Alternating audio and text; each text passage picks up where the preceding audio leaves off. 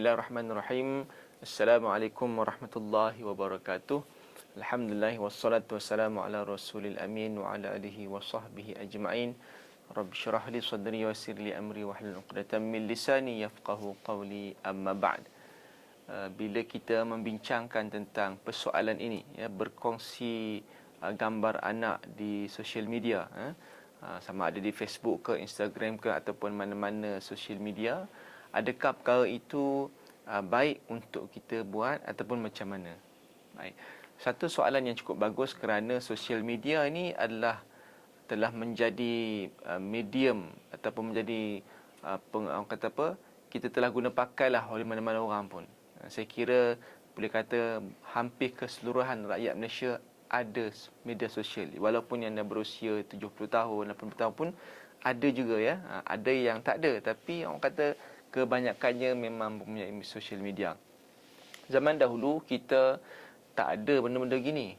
So kalau kita nak kongsi gambar pun hanya gambar yang betul lah, real gambar, picture tu kan. Itu pun boleh kita lihat kalau kita datang rumah dia. Sekarang ni tak payah datang pun kita boleh tengok, ya, hanya berkongsi melalui WhatsApp ataupun Telegram ataupun okey dah post lah dekat Facebook, dah post lah dekat Instagram, boleh tengok kat situ. Itu untuk ahli keluarga terdekat, okeylah.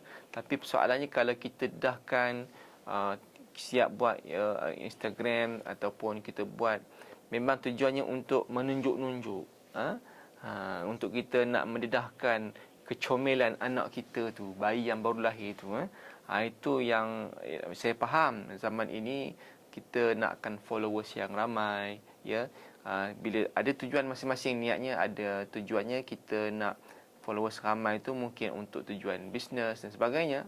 Ala kulli hal itu perkara lain lah. Cuma persoalan dekat sini, bila kita nak menunjuk wajah anak kita di social media, adakah perkara itu dibolehkan ataupun macam mana? Baik, kalau kita melihat dekat sini, dalam Islam disebut satu kaedah, al-aslu fil asya' al-ibahah. Asal sesuatu perkara itu adalah dibolehkan.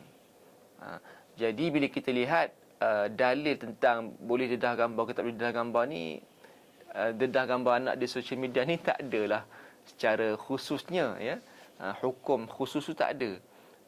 Bermaksud kita letak gambar kita, gambar anak kita di social media itu asalnya tu dibolehkan lah, sebab dia mubah, ya, al-ibahah, dibolehkan. Cuma kita kena lihat dari banyak faktor sudut yang lain. Kerana dalam agama kita ada yang disebut sebagai penyakit ain. Penyakit ain ni adalah penyakit yang mana ia memang wujud. Dalam hadis sebutnya, Nabi pun ada sebut, sesungguhnya penyakit ain ni memang benar-benar wujud, kata Nabi sallallahu alaihi wasallam. Dalam sebuah hadis Nabi sallallahu alaihi wasallam. Jadi maknanya penyakit ain ni tak boleh dibuat main-main.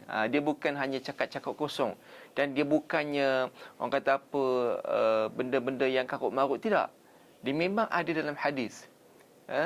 Kalau dilihat dalam hadis yang panjang, Nabi ada cerita seorang sahabat Nabi yang terkena penyakit ain.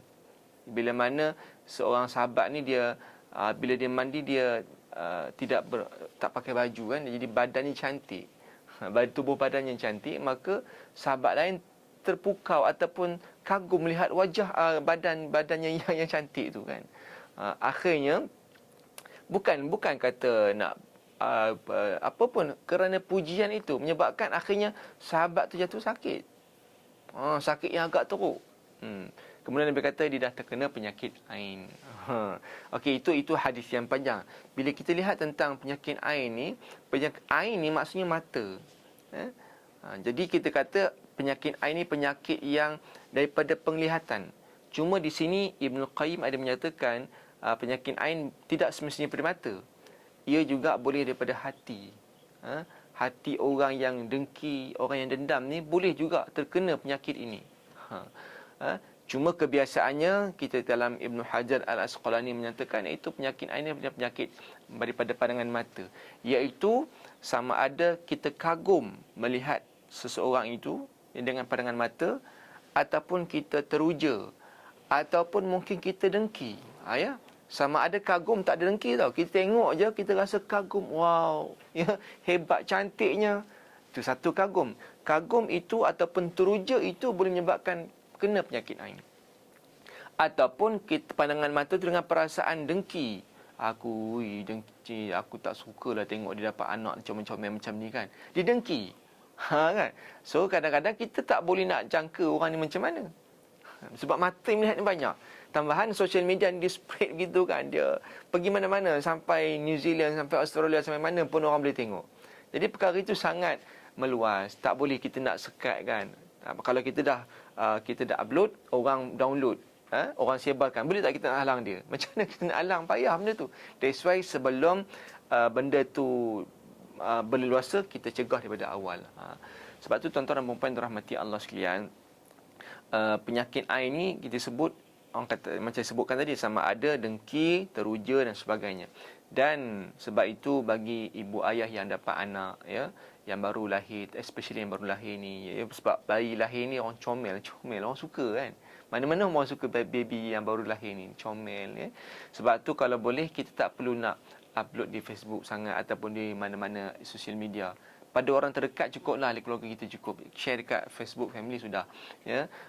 Ataupun kita boleh tahu, bagi kalau mungkin kita ni orang yang dikenali, pesan kepada ahli keluarga kita, gambar ni jangan disebarkan. Itu amanah.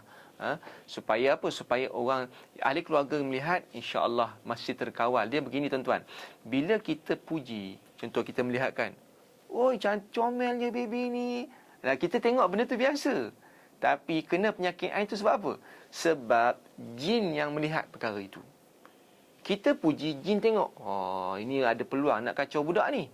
Nampak tak? Kita telah membuka peluang kepada jin untuk mengganggu budak tu. Itu yang kena penyakit tu. Itu yang kena penyakit ain ni, biasanya dikaitkan dengan jin lah. Memang jin tu ada, gangguan ni ada. Bila kita puji, jin suka tengok. Oh, cantik budak. Orang puji-puji, jin pun tahu, oh cantik, ini peluang untuk aku kacau budak ni. Tu, ya. Ataupun bila mana kita dengki, hasad dengki. Tengok gambar comel kita pun dengki, ya. Jadi jin tengok peluang, membuka peluang kepada jin untuk untuk mengganggu baby tersebut. Yang itu yang kita nak elakkan perkara itu. Kerana perkara ini sekali lagi kita sebut memang benar-benar wujud. Dan tuan-tuan dan puan, Nabi sallallahu alaihi wasallam ajarkan kepada kita doa. Ini pun daripada hadis Nabi sallallahu alaihi wasallam, doa yang patut kita baca apa? A'udzu bikalimatillahi tammah min kulli syaitanin wa hammah wa min kulli ainin lammah. Itu hadis ini, doa daripada Nabi sallallahu alaihi wasallam, iaitu, ya Allah, aku berlindung daripada segala, aku berlindung daripada-Mu ya Allah, daripada segala kejahatan syaitan dan daripada binatang yang berbisa dan daripada penyakit ain yang membinasakan. Doa tu. Boleh mana nak cari tuan-tuan? Boleh buka lah mana-mana. Tanyalah pada syekh yang berseri-seri wajahnya, Syekh Google nama dia kan. Boleh tanya kat dia doa elak penyakit ain. InsyaAllah keluar, ya. Google ni bagus, ada baik, ada yang tak baik. Kita ambil yang baik insyaAllah. Jadi muslimin, muslimat, tuan-tuan dan puan-puan rahmat sekalian, mudah-mudahan kita mengambil manfaat daripada perkara ini. Penyakit ain ni dia adalah penyakit yang real. So kalau kita nak upload, tunggu dulu. Bukan kata tak boleh, kita sebut asalnya boleh, tak ada masalah, tak ada haram, tak ada apa pun. Tapi bila kita upload, dia menjadikan risiko tu besar. Sekali-sekala, sebab tu pada Ibn Qayyim pernah menyebutkan, Sayyidina Uthman bin Affan radhiyallahu anhu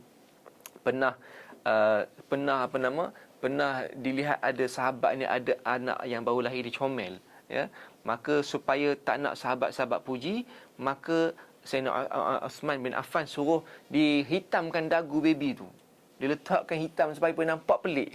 Jadi jin tengok, tak comel budak ni. Kan? Itu supaya nak tutup pandangan-pandangan yang jahat ni. Itu cara yang dibuat oleh Sayyidina Uthman bin Affan radhiyallahu anhu. Ataupun bila mana dia kadang-kadang boleh jadi pandangan mata ni pada orang yang baik. Contohnya Tok Guru ataupun kita ni hati dia bersih, orang baik. Bila tengok, tapi biasanya orang baik ni dia tahu nak buat apa. Takut orang yang dia tak ada ilmu, dia orang baik tapi dia tak ada ilmu, dia tengok comelnya budak ni. Jadi hati bersih itu juga syaitan dia tengok tahu. Wish, orang ni baik. Kemudian dia tengok macam mana dia tengok, ya. Syaitan ni kerja dia memang jahat. Dia mencari peluang yang ada. Tengok orang ni baik kan, macam mana aku nak rosakkan orang ni. Orang ni baik. Maka tengok orang ni puji. gambar budak tu kan. Jadi dia ambil peluang tu. Inilah peluang untuk aku rosakkan orang yang baik ni dengan cara dia mengganggu baby tu. Itu satu cara juga tu. Sebab itu diajarkan kepada kita bila kita melihat benda-benda yang cantik. Tak kisahlah tuan-tuan, sebenarnya bukan pada manusia saja. Pada benda-benda lain pun boleh juga terkena penyakit ain ya. Sebab itu bila kita melihat ciptaan yang indah, sama ada ciptaan apa pokok-pokok ke, alam semesta ke, binatang ke, ataupun especially manusia lah, anak-anak, budak-budak yang comel ni, kita baca apa? Sebutlah subhanallah, ya, mesti ada sebut subhanallah, ataupun kita sebut masya-Allah tabarakallah. Ya, mesti sebut, supaya bila ada sebut begini, maka ia akan menutup pintu-pintu ain ni. So kadang kita tak sebut Allah cuak. Jadi kadang terus mari sebut kan, comelnya dia, sebut terus kita subhanallah, masya-Allah tabarakallah. Kalau boleh sebelum tu, bila nampak je benda yang cantik indah pada pandangan mata kita, sebut masya-Allah tabarakallah. That's why kalau kita perasan dekat negara Arab ya, biasa tak tengok di rumah-rumah, dia letak dekat pintu rumah tu masya-Allah tabarakallah.